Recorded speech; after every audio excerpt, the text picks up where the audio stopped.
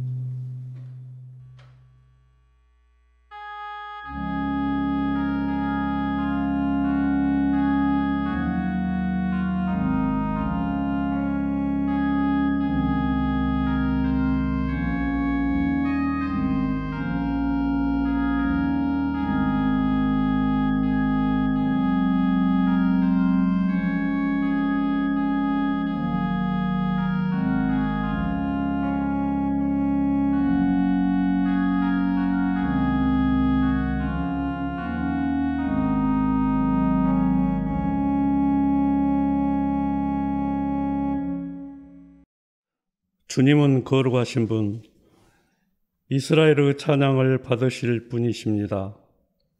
주님을 경외하는 사람들아, 너희는 그를 찬양하여라. 야곱 자손아, 그에게 영광을 돌려라. 이스라엘 자손아, 그를 경외하여라. 아멘.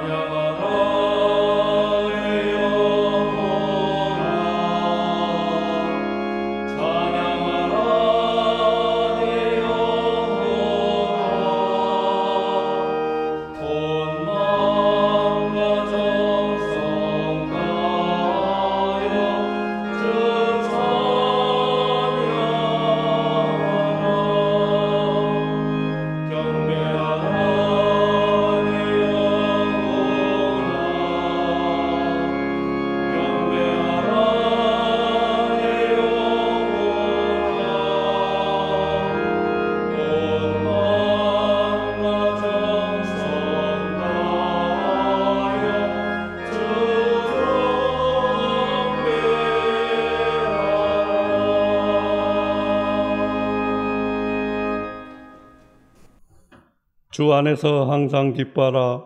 내가 다시 말하노니 기뻐하라. 너희 간용을 모든 사람에게 알게 하라. 주께서 가까우시니라. 아무것도 염려하지 말고 다만 모든 일에 기도와 간구로 너희 구할 것을 감사함으로 하나님께 아뢰라. 그리하면 모든 지각이 뛰어난 하나님의 평강이 그리스도 예수 안에서 너희 마음과 생각을 지키시리라. 끝으로 형제들아, 무엇에든지 참되며 무엇에든지 경건하며 무엇에든지 옳으며 무엇에든지 정결하며 무엇에든지 사랑받을 만하며 무엇에든지 칭찬받을 만하며 무슨 덕이 있든지 무슨 기림이 있든지 이것들을 생각하라. 너희는 내게 배우고 받고 듣고 본 바를 행하라. 다 같이 그리하면 평강의 하나님이 너희와 함께 계시리라. 아멘.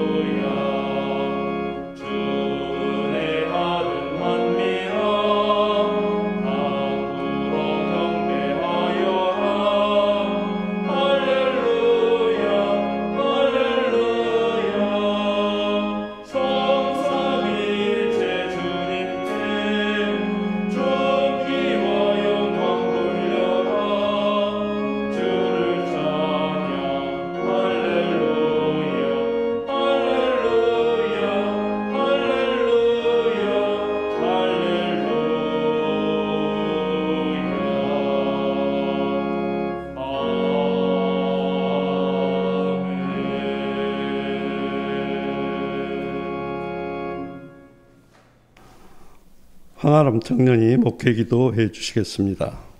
싱그러운 바람을 맞고 티 없이 맑은 하늘을 보니 한 주간 지쳐있던 몸도 각박해진 마음도 쉼을 누립니다. 주님, 오늘 이 시간 저희에게 아름다운 계절 속에서 하나님의 말씀 안에서 평화와 쉼을 허락하심에 감사드립니다. 한 주간의 저희 삶을 돌아봅니다. 하나님이 보시기에 가슴 아프셨던 것들이 무엇일지 생각해 봅니다. 하나님, 서로를 배려하며 살아가기보다 나의 편의와 안위만을 생각하는 모습을 회개합니다. 코로나19를 극복하기 위해 애쓰는 이들의 수고를 기억하지 않고 지금 당장 생계의 어려움을 겪는 이들을 위하지 않고 나의 답답함과 어려움만을 토로하곤 합니다. 나태하고 안일하지 않게 하시고 지금 어려운 이들을 먼저 생각하게 해주세요. 교회에서 예배를 드리지 못하는 기간이 길어지고 있습니다. 가정에서 홀로 예배를 드리다 보니 교회에 와서 교우들과 만나서 예배를 드릴 때보다 집중력과 꾸준함이 없어지는 것 같습니다.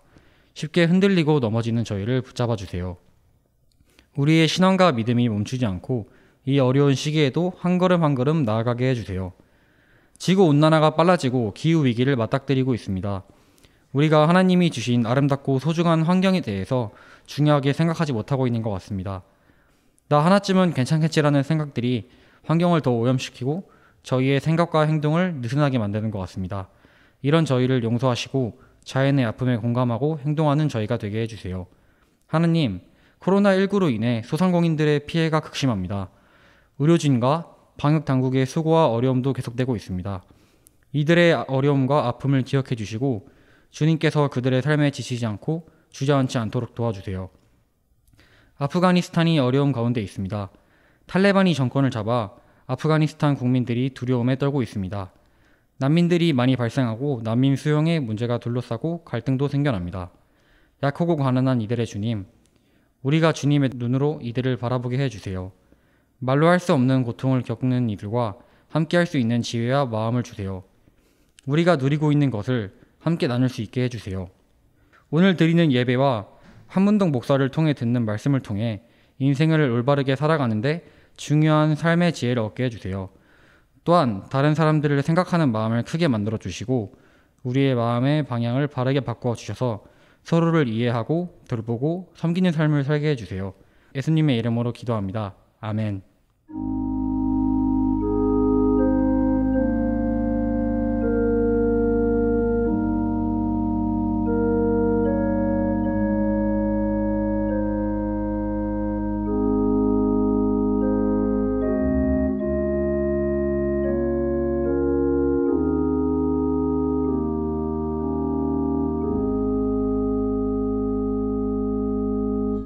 창조절 둘째 주일 우리에게 주시는 성경 말씀은 요나서 4장 5절부터 11절, 시편 67편 1절부터 7절, 로마서 1장 14절부터 17절 말씀입니다. 먼저 요나서의 말씀을 한 절씩 교독하시고 마지막 절은 함께 읽겠습니다. 요나는 그 성읍에서 빠져나와 그 성읍 동쪽으로 가서 머물렀다. 그는 거기에다 초막을 짓고 그 그늘 아래에 앉았다. 그 성읍이 어찌 되는가를 볼 셈이었다. 주 하나님이 박농쿨을 마련하셨다. 주님께서는 그것이 자라올라 요나의 머리 위에 그늘이 지게 하여 그를 편안하게 해주셨다. 박농쿨 때문에 요나는 기분이 무척 좋았다. 그러나 다음 날 동이틀 무렵 하나님이 벌레를 한 마리 마련하셨는데 그것이 박넝쿨을 쏘아버리니 그 식물이 시들고 말았다. 해가 뜨자 하나님이 찌는 듯이 뜨거운 동풍을 마련하셨다. 햇볕이 요나의 머리 위로 내리쬐니 그는 기력을 잃고 죽기를 작정하면서 말하였다. 이렇게 사느니 차라리 죽는 것이 더 낫겠습니다. 하나님이 요나에게 말씀하셨다.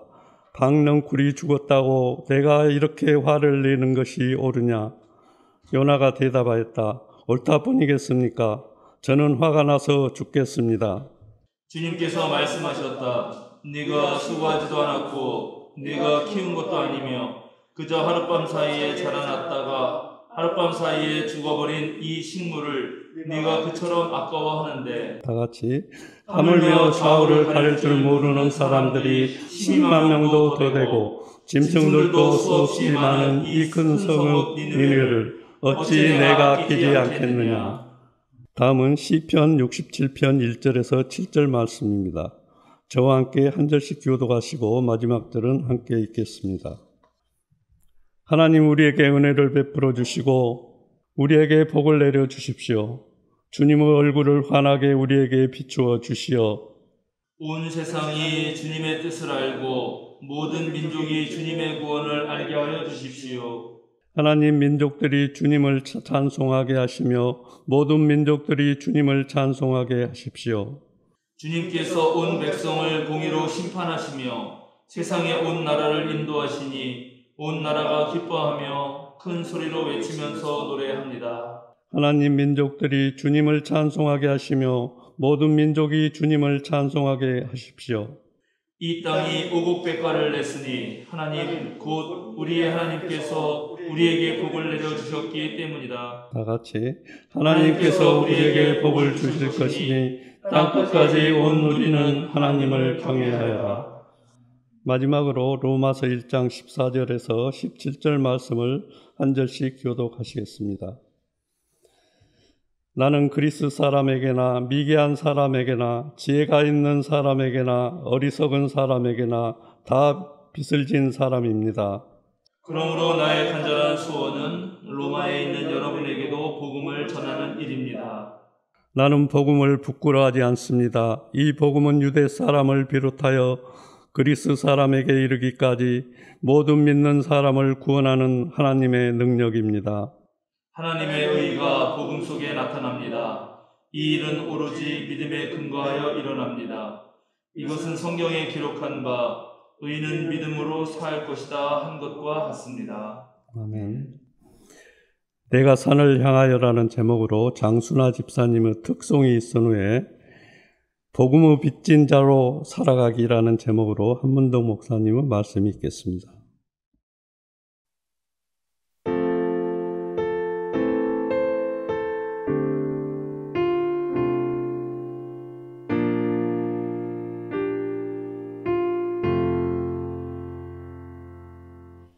내가 산을 향하여 눈을 드네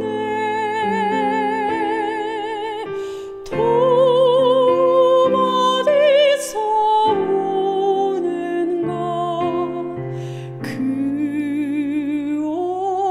어디서 천지 지으신 야훼니 나의 하나님 항상 도와주심을 내가 아네. 나의 가는 발걸음 지키시네. 졸고 쉬지도 않으며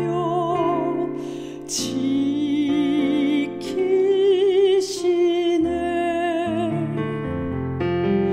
낮에 해와 밤에 달 해치 못하고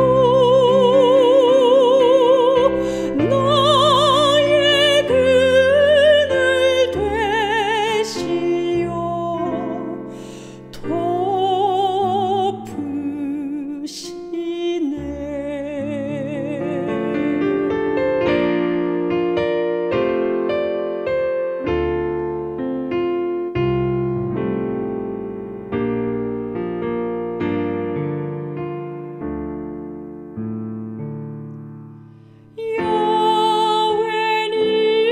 야훼님은 나를 지키시는 분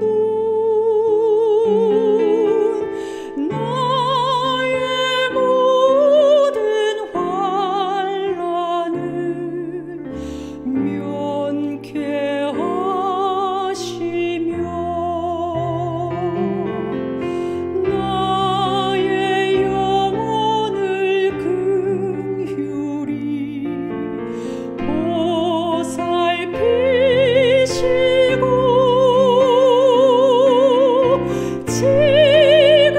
지금부터 영원히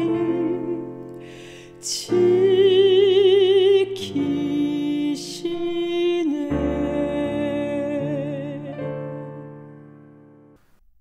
베드로전서 3장 15절에는 이런 말씀이 나옵니다. 여러분의 마음속에 그리스도를 주님으로 모시고 거룩하게 대하십시오. 여러분이 가진 희망을 설명하여 주기를 바라는 사람에게는 언제나 답변할 수 있게 준비를 해 두십시오. 언제 어디서든 우리가 믿고 있는 이 신앙의 내용을 선포하고 또 설명할 수 있도록 그런 능력들을 가지라는 말씀입니다. 그런데 예수 그리스도의 이 복음의 씨앗이 로마 전역에 퍼지면서 싹을 틔울 무렵에 유대교와 로마 제국은 때때로 그리스도인들을 박해했습니다.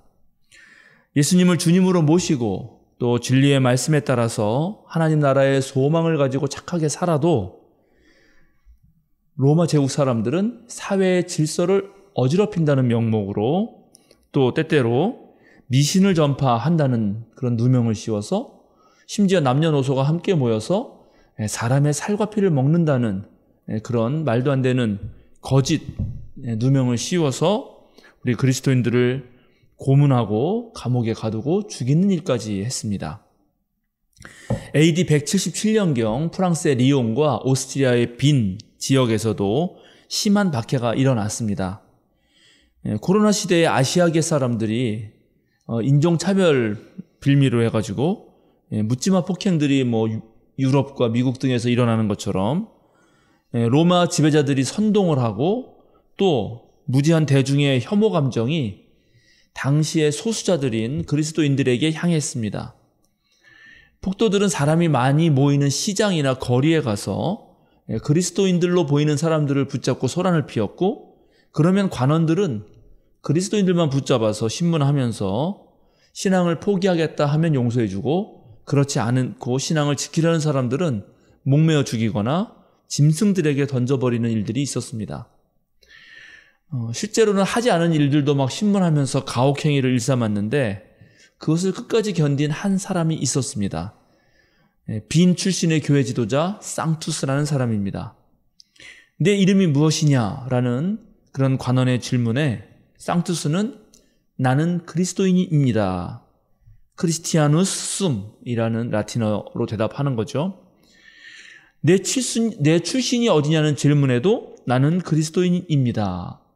대답을 했고, 어디에 살고 있는지, 어느 민족인지, 자유인인지 노예인지를 묻는 질문에도 그는 줄곧 나는 그리스도인입니다라고 대답을 했습니다. 이렇게 일관되게 말을 하는 것에 대해서 분노한 집정관과 관원들은 그때마다 뜨겁게 달아오르는 쇠붙이로 그의 몸 예민한 부분들을 갖다 대고 또 살갗이 막 타들어가는 그런 상황 속에서도 그는 절대 굽히지 않았습니다. 그의 몸은 온갖 상처와 화상으로 부풀어 오르고 결국 만신창이가 되어서 숨을 거두게 되었는데 그때까지도 그의 신앙 고백은 여전했습니다. 나는 그리스도인입니다. 이렇게 순교를 한 상투스에게 과연 그리스도인이라는 거, 이것은 어떤 의미였을까요? 21세기 한국 사회에서는 이런 정말 비정상적인 그런 박해가 있는 것도 아니고 또 특정 종교인에 대한 인권 유린도 없습니다. 그런데 오히려 그리스도인들은 도덕적 타락과 세속적인 욕망, 배타적인 태도, 무례한 복음 전파, 시대에 뒤처진 행태를 보이면서 세상 사람들로부터 비난과 경멸의 목소리를 듣고 있습니다. 코로나로 온 세상이 힘들어하는 이때에 계속해서 교회발 코로나 집단 감염이 발생하면서 교인이라는 그 것만으로도 세상 사람들의 눈초리를 받고 있는 것입니다. 이런 시대에 정말 오늘날 그리스도인으로 산다는 거, 또 그리스도인이 된다는 거, 그리고 그리스도인으로 살아가면서 어떤 모습을 보여야 우리가 참된 그리스도인일 수 있을지 이렇게 저렇게 고민이 많이 됩니다. 영국 국영방송 BBC의 한 다큐멘터리에서 지난 영국 성공의 100년 동안 이와 같은 신학자는 없었다. 정말 가장 탁월한 신학자이자 종교 지도자로 그렇게 소개받은 로안 윌리엄스라는 분이 계십니다. 캔터베리 대주교셨는데 이분이 쓴 그리스도인이 된다는 것이라는 책이 있습니다. 그 책에는 그리스도인이 된다는 것의 가장 핵심적인 구성 요소 4가지를 말하는데 그것은 세례, 성찬, 성경, 기도입니다. 세례는 초기 기독교 구성원들이 세례 요한이 했던 그 세례 의식을 본받아서 차용해서 이제 기독교인이 되는 사람의 가입식으로 썼던 그런 예식입니다.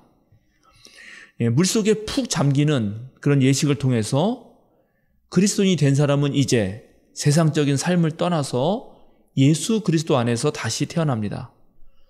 세례를 통해서 자신의 욕망과 생각을 중심으로 지냈던 과거의 삶에서 벗어나서 이제는 하나님의 뜻 가운데서 살아가는 삶으로 거듭납니다.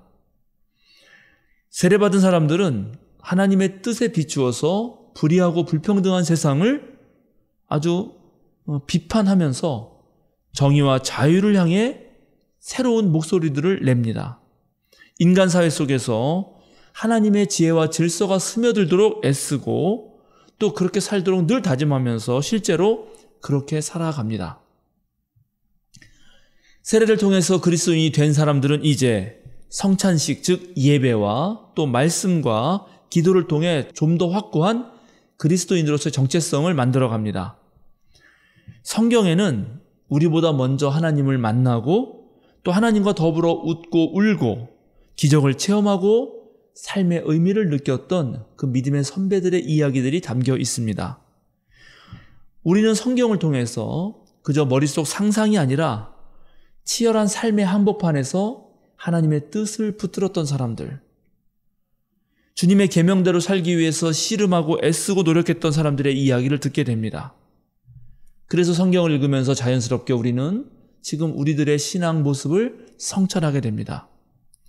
예를 들어서 무리를 걸었던 베드로의 모습을 보면서 그의 용기와 능력을 보면서 불안 속에서 헤매이고 혼란 속에서 유혹에 넘어가는 지금 우리들이 얼마나 부족한가를 느끼게 되고 풍랑이 거셀수록 우리는 온전히 예수 그리스도만을 바라봐야 한다는 것을 깨닫게 됩니다. 한편으로 성경에 등장하는 온갖 나약한 인간들, 넘어지고 쓰러지고 배반하는 사람들을 통해서 한편으론 우리와 같은 사람들이구나 하면서 동병상련의 느낌을 받으면서도 또 위로도 받습니다. 하나님의 말씀에 대한 읽기가 깊어지면 우리는 하나님 앞에서 우리 삶이 어떠해야 하는지 훨씬 더 잘 분별할 수 있습니다. 하나님 말씀을 깊이 읽을 때에만 우리는 해야 할 일과 하지 말아야 할 일, 또 먼저 해야 할 일과 나중 해야 할 일도 깨닫게 됩니다. 말씀은 우리의 마음을 들추어내고 우리의 뼛속까지도 드러냅니다. 말씀으로 나를 비출 때 그때서야 내 모든 것이 환하게 드러납니다. 그렇게 말씀으로 자기 자신을 성찰할 수 있는 사람만이 교만에 떨어지지 않고 두려움에 휩쓸리지 않게 됩니다. 우리는 주님께서 마련하신 식탁, 성찬을 통해서 우리들이 귀하게 여김받는 손님이라는 사실을 알게 됩니다. 음식을 준비하고 그 식탁에 서로 초대하면서 우리가 환영받는 존재라는 사실도 깨닫게 됩니다. 함께 공동 식사를 함으로써 신앙가족 안에서 사랑의 맛, 삶의 풍성함도 누리게 됩니다. 지난 창립기념주일에 함께 나눈 가정 간편식을 통해서도 많은 교인들이 정말 아주 뿌듯하고 풍부한 그런 풍성한 느낌을 가졌다고 저에게 전해주고, 또 오늘 예배 끝나고 나서 아마 그 영상들을 보실 텐데 거기에도 얼굴에는 하나가득 웃음이 담겨 있는 것을 보게 될 것입니다. 부활 후에 예수님은 낭망하고 실망했던 제자들, 특별히 하나님 나라의 기대와 비전을 포기하고 다시 그 예전의 삶으로 돌아갔던 제자들을 찾아가셔서 몸소 식탁을 차려주신 다음에 와서 먹어라, 이렇게 말씀하십니다. 예수님의 식탁을 맞이하면서 우리는 모두 새 힘을 얻고 용기를 얻고 비전을 회복합니다. 더불어서 우리 앞에 놓인 빵과 포도주를 보면서, 우리 앞에 놓인 음식들을 보면서 이 음식이 이 자리에 올라오기까지 수고한 많은 그런 사람들을 생각하게 됩니다. 거기까지 올라온 이 귀한 음식들이 얼마나 소중한 것인가도 깨닫게 됩니다. 더불어서 눈에 보이는 모든 존재들, 그리고 모든 사건들 배후에 하나님의 은혜가 숨겨져 있다는 사실도 알게 됩니다. 기도란 바로 숨겨진 하나님의 은혜를 발견하는 시간입니다. 기도란 주님께서 우리 안에서 활동하시도록 우리의 생각, 또 우리의 이기적인 이상과 희망을 바로 주님의 사역과 일치시키도록 그렇게 한 걸음 두 걸음 계속 맞춰가는 매우 힘겨운 과정이기도 합니다. 십자가를 앞두고 땀이 핏방울이 되도록 기도하셨던 예수님, 하나님의 뜻에 자신을 온전히 내어 맡긴 그 예수님을 기억하는 것이 기도고, 겟세마네 동산에서 주님께서 보여주셨던 그 인간적인 연약함과 두려움, 그리고 그 간절함을 함께 느끼는 것도 기도입니다. 우리는 기도를 통해서 주님 예수와 연결되고 거룩한 하나님과 만납니다. 또한 우리는 기도를 통해서 기도하는 모든 이들과 함께 한 가족이 됩니다. 그래서 기도를 통해서 관계가 치유되고 내 마음 아주 깊은 곳에 따리를 틀고 있던 그런 감정의 앙금도 사라지게 됩니다. 그리스도인이 된다는 것, 바로 그것은 말씀과 성찬과 기도를 통해서 지속적으로 성숙하고 성장하는 것을 말합니다. 오늘 우리가 함께 읽은 구약성서와 신약성서에는 두 명의 주인공이 등장합니다. 한 명은 요나요, 또 한 명은 바울입니다. 요나와 바울은 동일하게 하나님께 부름을 받았습니다. 그리고 동일하게 사명도 받습니다. 바로 모두 이방인들에 대해서 주님의 뜻을 전하라는 것입니다. 그런데 한 명은 주님의 명령에 거역하여 도망쳤다가 끝내 붙잡혀 오긴 왔는데 아직까지도 하나님 앞에서 자신의 마음을 열지 않습니다. 다른 한 명은 주님께 붙들려서 완전히 새로운 길을 걷게 됩니다. 예언자라고 불리는 요나는 투덜이가 되어서 하나님께도 화를 벌컥 내지만 당대 최고의 지식과 혈통을 가졌던 바울 사도는 이제 예수 그리스도 안에서 자신이 이전에 가지고 있던 모든 지식을 배설물로 여깁니다. 요나는 자신이 심지도 거두지도 않은, 정말 어떤 노력도 기울이지 않은 그 박넝쿨 하나 때문에 짜증을 내면서 차라리 죽는 게 낫겠다라고 불평을 합니다. 그러나 바울은 가난하고 아무것도 가진 것 없이 보였지만 실로 모든 것을 가졌고 부유하고 내가 모든 일에 만족할 수 있다라고 고백하는 사람이 됩니다. 왜 하나님의 부름을 받은 사람들이 바울처럼 되지 못하고 요나처럼 되는가? 왜 오늘 요나는 이렇게 화를 내는 것일까요? 요나 입장에서 하나님이 가라고 했던 그 니느웨는 망할 곳이었고 망해야 하는 곳이었기 때문입니다. 니느웨는 티그리스강 동쪽에 자리 잡고 있는데 기원전 705년부터 681년까지 아시리아 제국을 통치했던 세나게립 왕의 멋진 수도였습니다. 이 세나게립 왕의 아버지 사르곤 2세는 722년부터 705년까지 통치를 했었습니다. 그런데 바로 721년에 북이스라엘을 약탈해서 완전히 황폐하게 만들었던 장본인입니다. 또 세나게립도 아버지의 뒤를 이어서 701년 남유다까지 침공을 하였고 이제 아시리아 제국에 의해서 북이스라엘 수도 사마리아는 완전히 파괴되고 그 주민들은 모두 유배형에 처해지게 됩니다. 따라서 유대 백성 요나의 자리에서 볼 때 아시리아의 수도 니느웨는 원수의 나라의 가장 핵심 도시였던 것입니다. 우리가 같이 요나의 입장이 되어보면 좀 이해할 만도 하고 어쩌면 우리도 요나 같은 상황이라면 요나처럼 행동했을지도 모르겠습니다. 그러나 요나가 모르는 것이 있습니다. 그것은 바로 하나님은 우리 생각 너머에 존재하시는 분이라는 사실입니다. 요나는 예언자였지만 자신의 생각과 경험과 복수심 때문에 하나님의 명령을 어기고 계속 고집을 부립니다. 우리가 요나서를 읽을 때 깨달아야 하는 것은 바로 여기에 있습니다. 오늘날 우리들도 내 자신의 고집과 생각으로 하나님의 뜻을 거역하고 정반대의 행동을 할 수 있다는 것입니다. 요나의 행동이 예언자라는 정체성을 무색하게 만든 것처럼 오늘날 우리 모두는 우리가 그리스도인이라고 말하면서도 실제로 우리는 얼마든지 주님의 뜻에 어긋나는 심지어 정반대되는 행동을 하고 있다는 것입니다. 실제로 인류의 역사와 우리 기독교의 역사 속에서 주님의 이름으로 행해진 그 수많은 폭력과 전쟁과 또 저주들, 마녀라고 하면서 화양했던 수많은 여성들을 죽였던 그 오점들을 생각할 때 이런 사실이 너무나도 명확하게 드러납니다. 오늘날 우리 사회에서도 많은 교회와 그리스도인들이 사랑이신 하나님을 따른다고 하면서도 여전히 신앙의 이름으로 성소수자들이나 무슬림들을 박해하고 욕설을 퍼붓고 또 폭행을 일삼으면서 그런 혐오적인 반응을 보이는 것 또한 그 사례라고 할 수 있을 것입니다.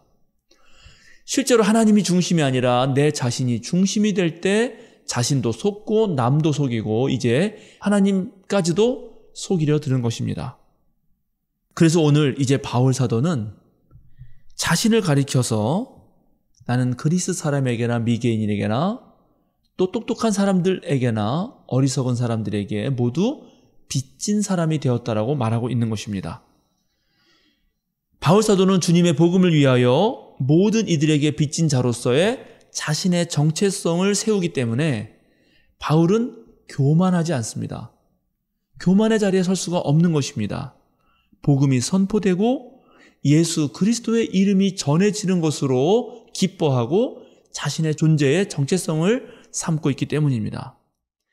바울 사도는 두 가지 이유 때문에 로마에 가려고 했습니다. 첫째는 하나님께서 자신에게 베풀어 주신 그 영적 선물을 로마 교인들과 나누고 싶어 했기 때문입니다.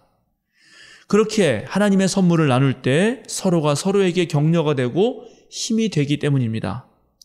하나님의 은총으로 예수를 따르는 길에서 만난 사람들은 서로에게 실제로 매우 중요한 존재가 됩니다. 사람은 하나님의 형상으로 창조되었지만 오늘날 많은 사람들이 그 사실조차도 모릅니다. 그러나 그리스도인들은 바로 자신들을 통해서 하나님의 형상을 드러내려고 하는 사람들입니다. 탐욕과 교만, 어리석음으로 주님의 형상을 가려버린 이 세상은 하나님을 거부하고 제멋대로 굴러갑니다. 그리스도인들은 자신과 적대적인 이 세상에서 박해를 받고 때로 상처를 입습니다. 정의는 불의한 그런 사람들에게서 모욕을 당하기도 하고 또 치고받고 싸우고 경쟁을 중요시 여기는 세상에서 평화의 일꾼들은 매우 무력감을 느끼기도 합니다.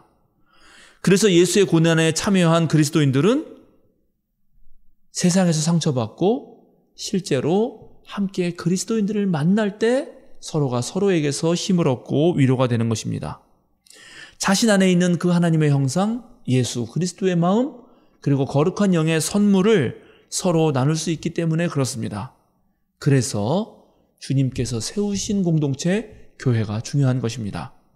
성도들의 모임은 세상을 변혁시키기 위한 준비 처소가 되고 또 지친 몸과 상한 마음을 가진 그리스도인들을 다독이는 장소가 되고 또 우리들의 믿음을 굳세게 만들어줍니다. 그리스도인들은 서로 영적인 선물을 나눕니다. 자신의 의지나 뜻, 내적인 성취나 자부심을 나누는 것이 아닙니다. 하나님께서 우리에게 주신 그 선물들을 서로 나누는 것입니다. 그런데 그 하나님 주신 선물로 내 안을 가득 채우려면 먼저 내 안을 비워야 합니다. 내 안에 더럽고 추한 그것들을 비워내야지 그 안에 하나님의 뜻으로 가득 채울 수 있는 것입니다. 그래서 이제 우리는 자신을 비운 존재로서 나를 덜어낸 사람으로서 그렇게 남을 채워줄 수 있게 되는 것입니다. 자신을 비운 대신 채워 넘치는 거룩한 영을 나누면서 서로 만나게 되는 것입니다. 결국 내 것을 주는 것이 아니라 우리는 주님으로부터 받은 것을 전하고 또 전해주는 사람이 되는 것이고, 바울은 오늘 그것을 하려고 하는 것이고 요나는 오늘 그것을 못했던 것입니다. 바울 사도가 로마에 가려고 했던 두 번째 이유는 이방인을 위한 사도답게 이방 지역에서 복음을 전하고 열매를 얻기 위해서입니다. 바울은 스스로를 그리스도 예수의 종이라고 부릅니다. 그렇게 종으로서 의무를 가지고 그 종으로서 의무에 자신을 묶어버립니다. 그가 해야 하고 또 할 수 있는 그 일은 그리스도 예수님의 소식을 이 세상에 전하는 것입니다. 로마로 가는 길이 연거푸 막혔지만 그런 장벽과 어려움이 그의 의무와 삶의 의미를 막을 수는 없습니다. 그는 복음을 전하는 자이기 때문입니다. 예수 그리스도의 복음은 유대인과 이방인 사이의 종교적 담정을 허물고 철학과 문학을 꽃피운 이 그리스어를 사용하는 문명인과 배우지 못해서 야만인이라고 불렸던 비그리스인들 사이에 문화적인 장벽 또한 허뭅니다. 로마라고 하는 도시는 바로 이것을 하기에 가장 적절한 도시였고, 그래서 바울은 로마에 꼭 가려고 했던 것입니다. 로마는 온갖 정신과 종교가 모여든 시장 같은 곳이었습니다. 갖가지 문화사조가 활개를 치고 다양한 정치적 주장들이 난무했습니다.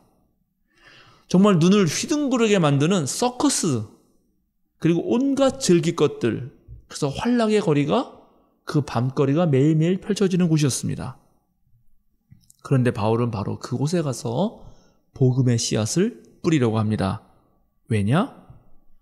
소문난 잔치에 먹을 것이 없다는 말이 있듯이 로마 제국이나 오늘 시대나 모두 물이 없어서 목마른 것이 아니라 실제로 하나님의 말씀이 없어서 사람들이 갈증을 느끼는 것이기 때문입니다.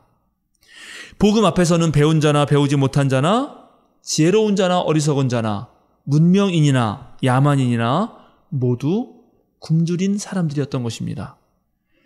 이제 문제는 그 진정한 복음의 소식, 권력도 아니고 돈도 아니고 세상의 환락도 아닌 진정한 그 복음의 소식을 누가 전할까 하는 것입니다.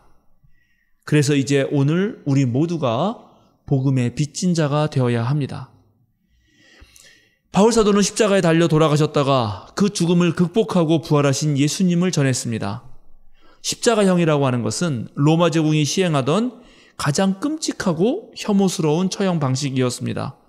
제국에 저항하는 반란자들을 철저하게 응징하는 가장 잔인한 형벌이었습니다. 오늘날 우리가 귀걸이나 목걸이 또는 교회에 걸려둔 그런 십자가에서는 잘 느낄 수 없는 그런 모욕과 공포의 상징이기도 했습니다. 그래서 그리스도가 십자가에 달렸다고 하는 그 소식은 유대 사람에게는 거리끼는 것이고 로마 사람들에게는 어리석은 일이라고 여겨졌습니다.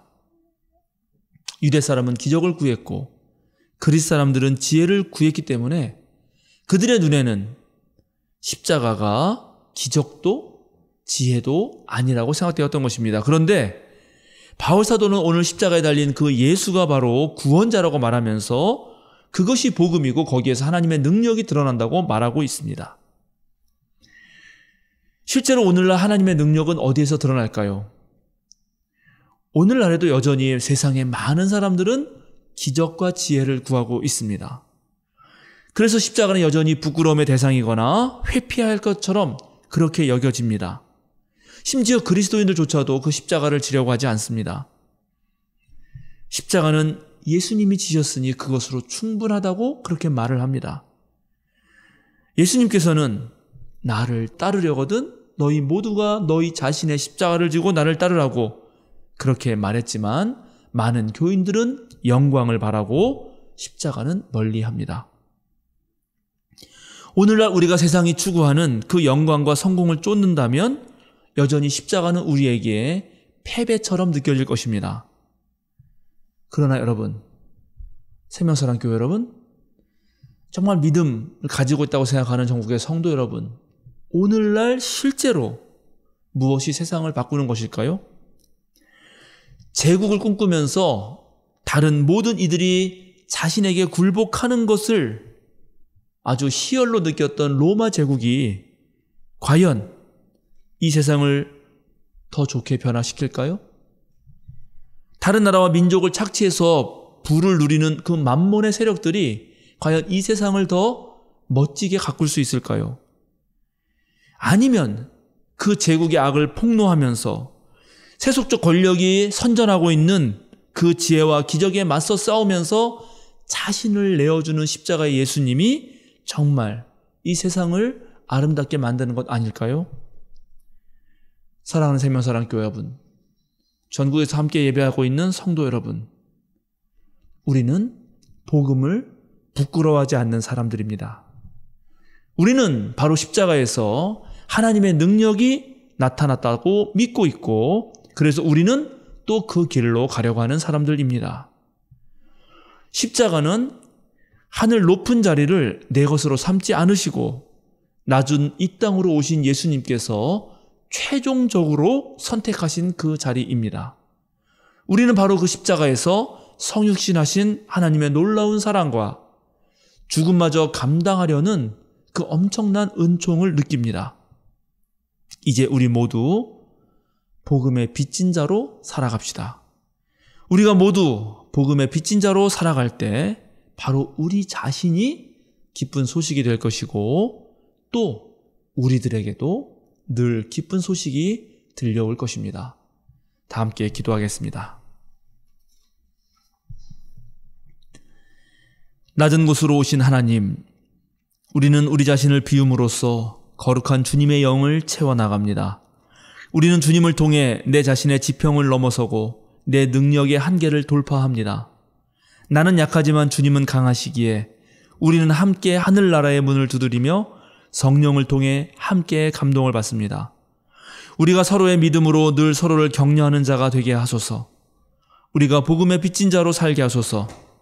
주님께 받은 것을 모두에게 나누게 하소서. 하나님, 우리가 십자가를 바라보지만 말고 우리 자신의 어깨에 걸머지고 우리 주님의 뒤를 따르게 하여 주소서. 예수 그리스도의 이름으로 기도드립니다. 아멘.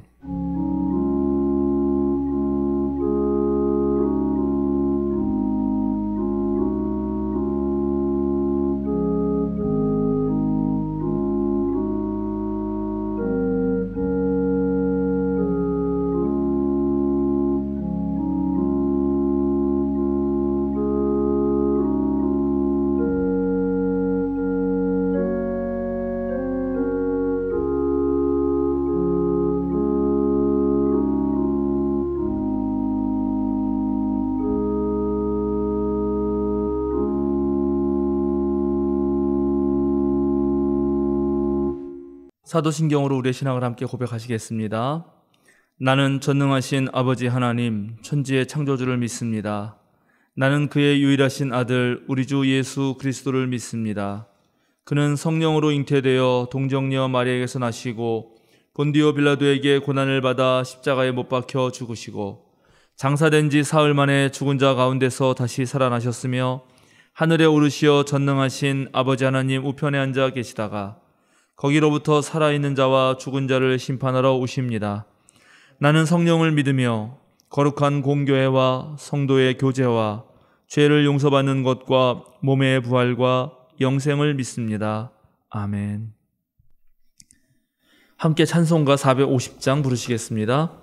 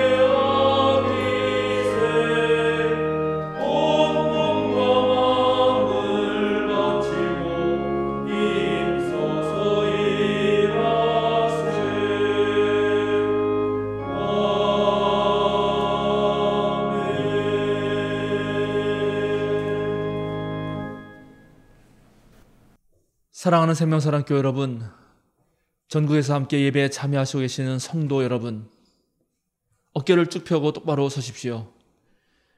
주님의 명령에 따라 세상으로 당당하게 나아가십시오. 자유인으로 사십시오. 순수한 마음으로 예수 그리스도의 복음을 전파합시다. 복음의 빚진 자로 살아 우리가 머무는 곳마다 그리스도의 향기가 퍼지게 합시다. 함께 축도하겠습니다. 이제는 우리 주 예수 그리스도의 은혜와 하나님의 그 크신 사랑과 성령님의 거룩한 친교가 주님을 마음에 모시고 거룩한 삶을 살아가려는 생명사랑 교우들, 또 전국에서 함께 예배하는 모든 성도들 위해 이제부터 영원토록 함께 하시기를 간절히 축원하옵나이다. 아멘.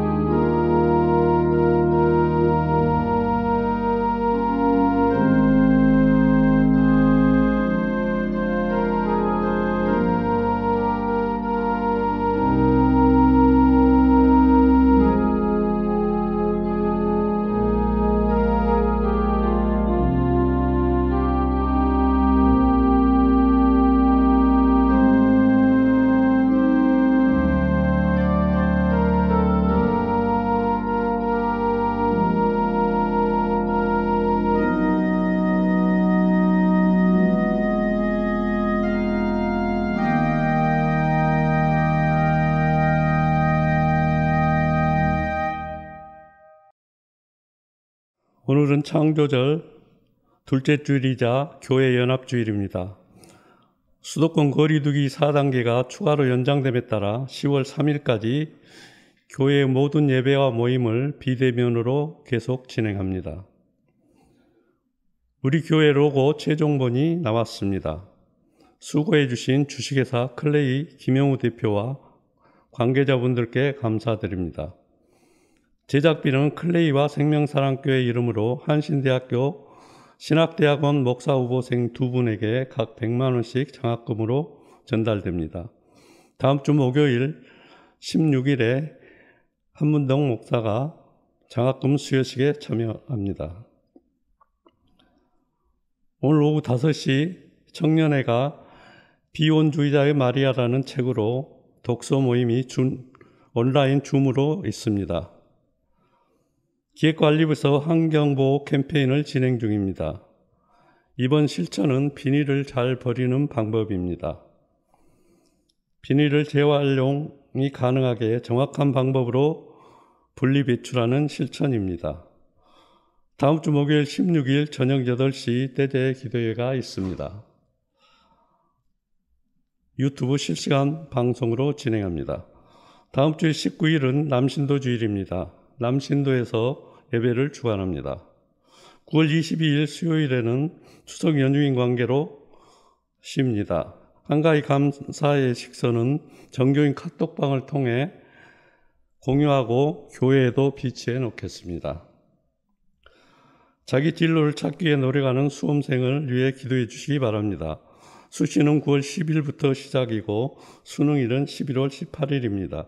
김여민, 김채원, 오영석, 오승혁, 이동원 이상 5명입니다. 예배 영상에 들어가는 교우 소개 녹화와 생명사랑 5분 말씀 묵상 녹음에 참여해 주시기 바랍니다.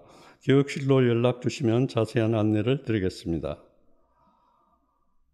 생명사랑 CR 미션에 모두 동참해 주시기 바랍니다. CR 미션 각 걸음에 해당하는 강의를 시청해 주시고 체크리스트에 기록해 사진을 찍어 교육실로 보내주시기 바랍니다. 3년 성경 통독 과정을 진행 중입니다. 매일 아침 종교인 카톡방에 공유해 드리는 말씀을 묵상해 주시고 질문 응답도 찾아보시며 열심히 참여해 주시기 바랍니다. 오늘 함께 예배 드릴 수 있어 감사합니다. 한 주간 승리하시기 바랍니다.